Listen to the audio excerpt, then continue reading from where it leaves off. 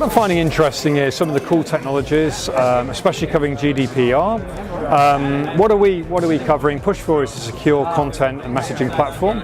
We help companies securely send messages and content within their organisations. Obviously, this facilitates securing GDPR issues, and so it's a custom app that they can use within their systems.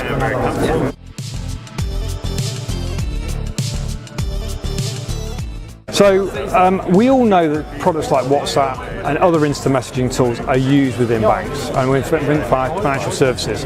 Obviously, with the news that Deutsche Bank has now banned WhatsApp, what's very unique about us is that we allow companies to use the instant messaging technology, but in a secure and controlled way. Okay, so they can take our technology, rebrand it, and then their staff can then use a much more responsive way of communicating, and they have the security and control of it, and the auditing and tracking, which obviously are major issues and headaches under the GDPR. It's coming up very soon.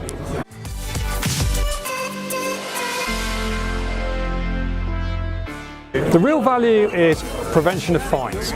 So if you think about it, under GDPR, if there's data leakage, there's significant fines around the corner now, and we're safeguarding that.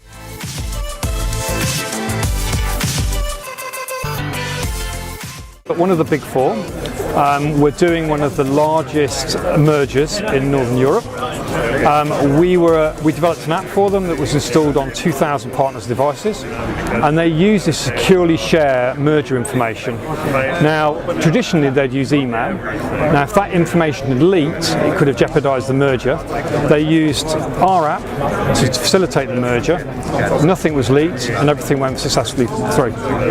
If you think about it, content and messaging is used in numerous verticals, not just financial services, and it is what drives business, basically. And the fact is that we all use email traditionally.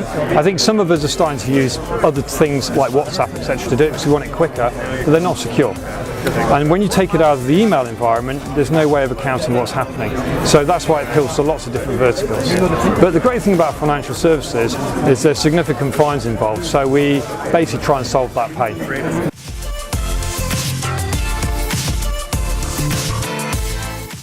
I think content's going to become more intelligent. You think about this, if I send you a document, if I email it, what happens is, imagine if I sent you the wrong document, then there's an issue. If you don't respond to it, there could be an issue. So what we're doing is looking at content becoming more intelligent. I'll give you a use case. I'm a partner, I'm going into a bank, and traditionally I'm emailed a document to say these are the security policies. I don't read it, I then breach it, there's a massive fine. With our technology, what could happen in the future is that gets pushed to you. That content is then, you don't read it.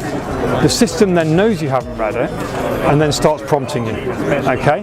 So what happens is it starts to get more intelligent, and so it then says, hold on a sec, you haven't read the IT policy, you need to do it now.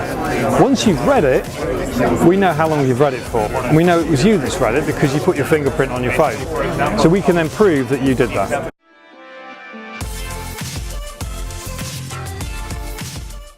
I think what we're doing is a lot of tech companies work within their own sort of boxes and say this is what the world wants. We're actually working with a number of very big partners to see what the issues are out there and try and solve those pain points. And so by listening and bringing those solutions back in-house, what we're doing is actually we're finding that 80% of the use cases we're now talking to, the companies we talk to, we actually address a lot of their needs straight away. So I guess the answer is we're listening. Yeah.